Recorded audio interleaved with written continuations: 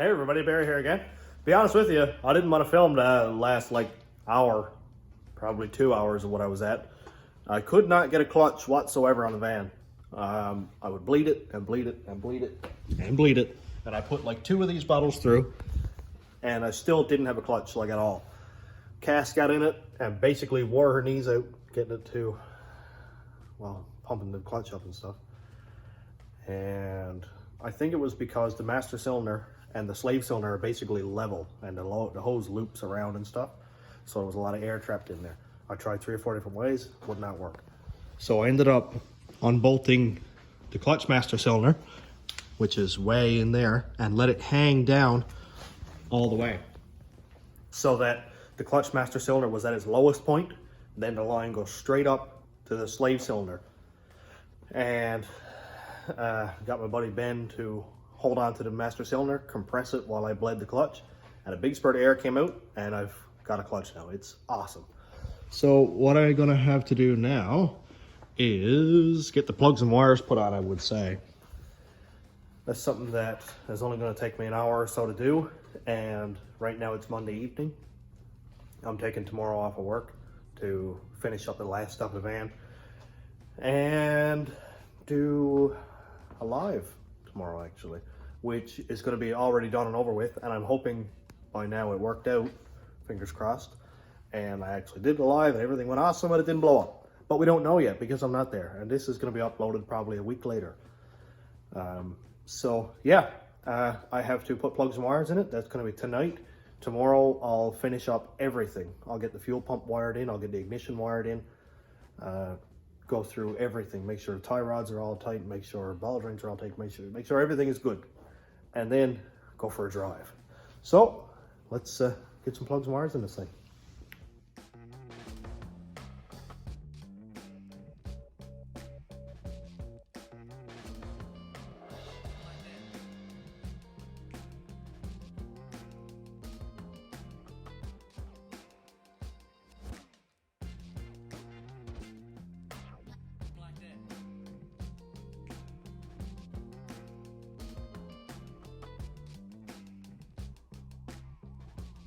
I got the wires taken off and the plugs taken out.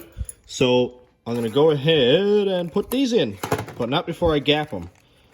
These are LS9 plugs, part number 12571165 in AC Delcos. And in CarQuest is 41-104. Same plug, same part number, just Delco number.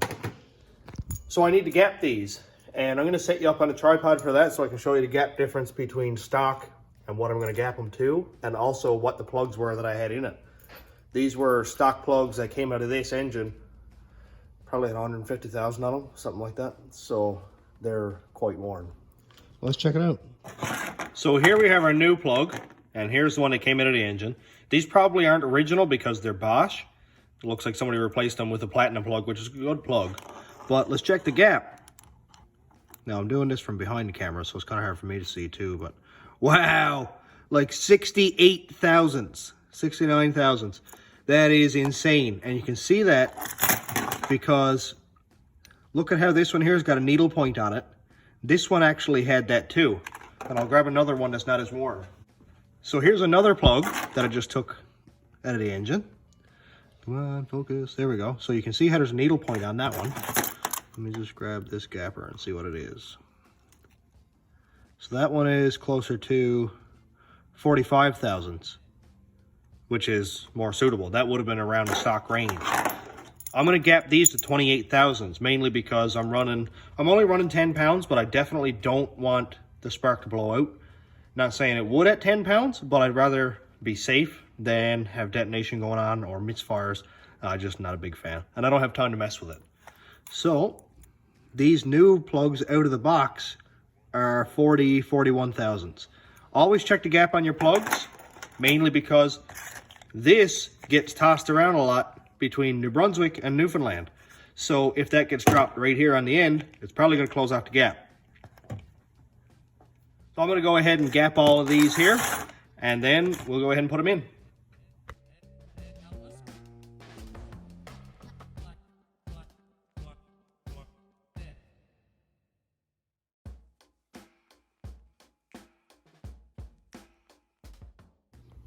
All right, don't get mad at me. I was hitting the hammer with the plug, not hitting the plug with the hammer. It'll be fine. If I get a misfire, I'll blame it on this being a champion plug gapper. Right? Right. All right, let's get them put in.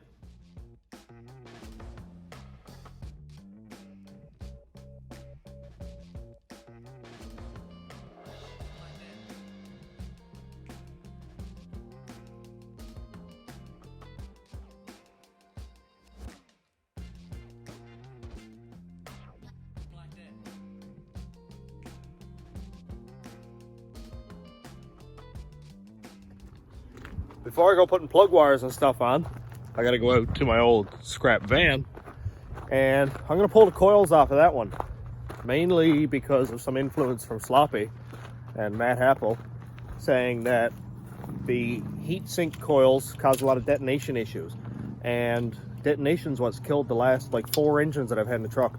Always cylinder number 5 and always cylinder number 7. So the only thing that's been consistent there has been the coil packs, and I've always put them back on the same bank that they came off of. So this has, oh, there's a spider on it, gross. This has the later truck style coils that are really hard to see, but I'm gonna see if I can get them off and if they're in good shape. There we go, this is easier to see. So these are the Gen 4 truck coils. They're not the heat sink kind, and they're supposed to be really good. So I'm going to put them on, I'll get it running tomorrow, make sure there's no misfires or anything. If there is, I'll put my old coil packs back on, but I'd much rather try these first.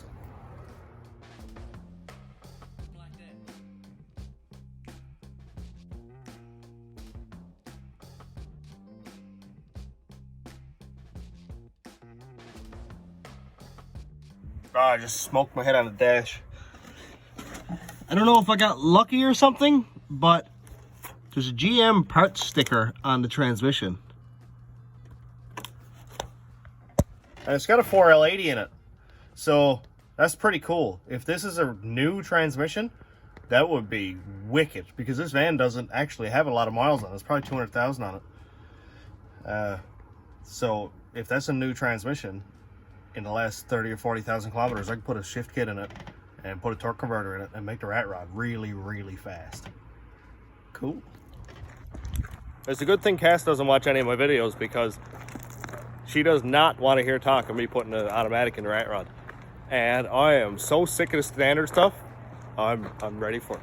And a 4L80 with a shift kit and a torque converter would be fun. Anyway, enough dreaming. I have the coils. They look like they're in relatively good shape, except for that one. That was kind of crunchy. But that's just the holder anyway. Oh, look, it came off.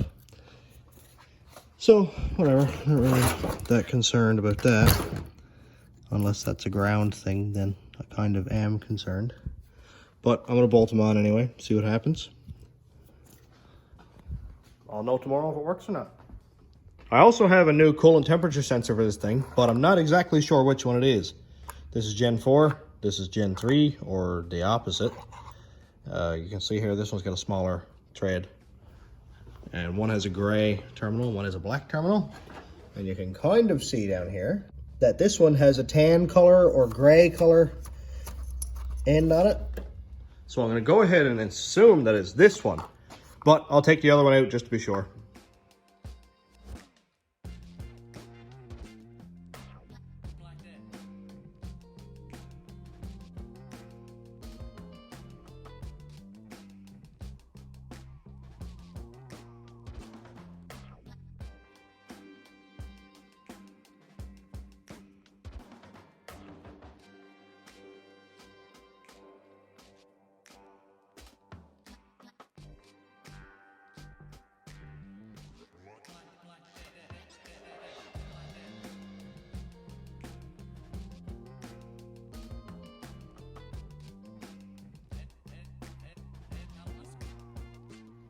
Well, a couple more things checked off the list. Spark plugs, wires, plugs are gapped, coils, coolant temperature sensor, and I found out why the temperature sensor was going spiking at like 200, 220 degrees, because there's no coolant in it. Now, I put coolant in it, but the rad filled up really fast, and it took like a gallon, which I thought was weird that it only took a gallon because it's a full engine block. But I thought, hey, it's a small rad, maybe, you know, maybe. But I took out the coolant temperature sensor and not a drop of water came out. So I used that, I suppose it was probably airlocked. So I used that hole to evacuate some of the air out as I was pouring coolant in. And then kind of dipped the rad hose down lower than the water neck so it would have coolant go in it.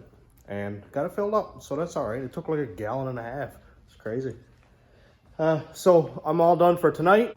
And yeah, relax with the girls and Cass. And I'm gonna spend a full day here tomorrow getting this thing ready for the live feed.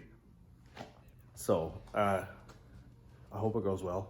Like I said, it's already done by now, so fingers crossed. I can't tell the future.